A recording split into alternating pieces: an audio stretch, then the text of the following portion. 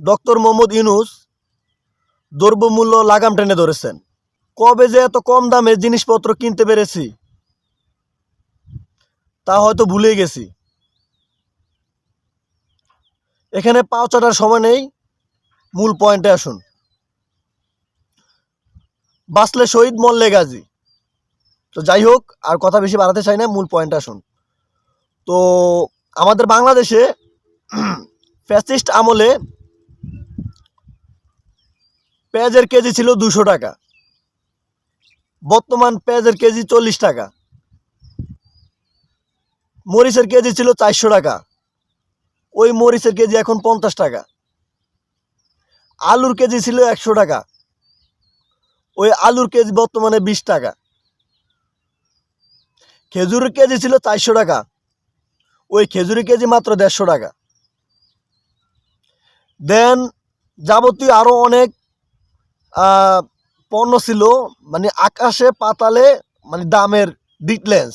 যাই হোক, মূল পয়েন্ট আসুন, এখানে পাওচাটার সময় নেই। আমাদের বাংলাদেশ বর্তমানে সবাই তো কম দামে পণ্য কিনে খাইতে পারতেছেন, এটা তো আপনারা মানতে হবে নাকি? ভুল কিছু বলছি? ওই কিরে ভুল কিছু বলছি? ভুল কিছু বলি নাই, যেটা সত্য ওইটাই বলছি।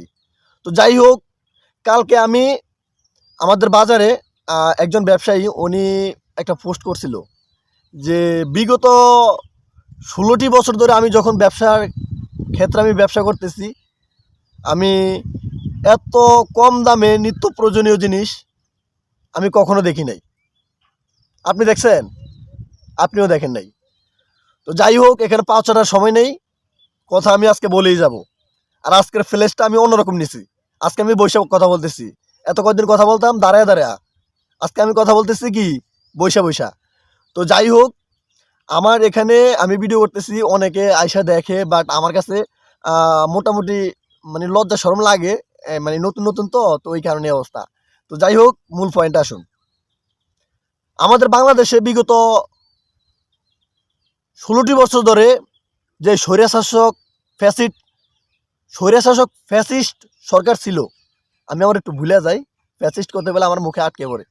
তো যাই হোক, স্বৈরশাসক ফ্যাসিস্ট সরকার ছিল, উনি আমাদেরকে বিকল্প, মানে যে সময় পণ্যের দাম বেড়ে যেত তখন আমাদেরকে বিকল্প পদ্ধতি আমাদেরকে দেখাই দিত। যেমনটা কুমড়া দিয়ে নাকি বেগুনি খাওয়া যেত। কুমড়ার স্বাদ যদি বেগুনি পাওয়া যেত তাহলে কি আর বেগুনি মানুষে খাইতো? আপনারা কোনোদিন পাইছিলেন কুরমার স্বাদ বেগুনির মধ্যে পাইছিলেন? পান নাই। আরেকটা করে দিছিল কি, যখন পেঁয়াজের দাম বেড়ে গেছে, পেঁয়াজের নাকি নাই উনি নাকি যে সময় রান্না করছিল, মানে উনি নাকি তরকারির সাথে নাকি উনি পেঁয়াজ দেয় না, যে আমি পেঁয়াজ ছাড়াই কি আমি রান্না করে খাই। আরও অনেক ধরনের আমাদেরকে বিকল্প কি বার করে দিছিল, যেটা যেমনটা কি কোনটা জানেন? সানগ্লাস দিয়ে বলবো না, সানগ্লাস দিলে আবার ভুলিয়া যাবো, আমি সানগ্লাস দিয়ে বলতে চাই না। তো যাই হোক, আসলো কোনটা বাকি আসলো, আলুর দাম যখন বেশি ছিল, যখন মানুষ বলছে যে রমজানে আমরা আলুর চপ কীভাবে খাবো, আলুর দাম এত বাড়তি, তখন বলছিল যে কাঁঠালের ভিতর নাকি যে মুড়া থাকে, কাঁঠালের ভিতরে মুড়া থাকে, ওই মুড়া নাকি সিদ্ধ করে আবার ওটা আলুর চপ বানিয়ে নাকি খাওয়া যায়। আপনারা কোনোদিন খাইছিলেন? আমার তো মনে হয় যে আমি কোনোদিন খাইছি।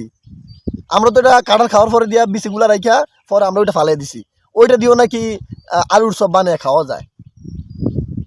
এইটা হলো যে আমাদের বিকল্প পদ্ধতি, তাই না? তো যাই হোক, এখানে পাওয়ার সময় নেই, মূল পয়েন্টে আসেন।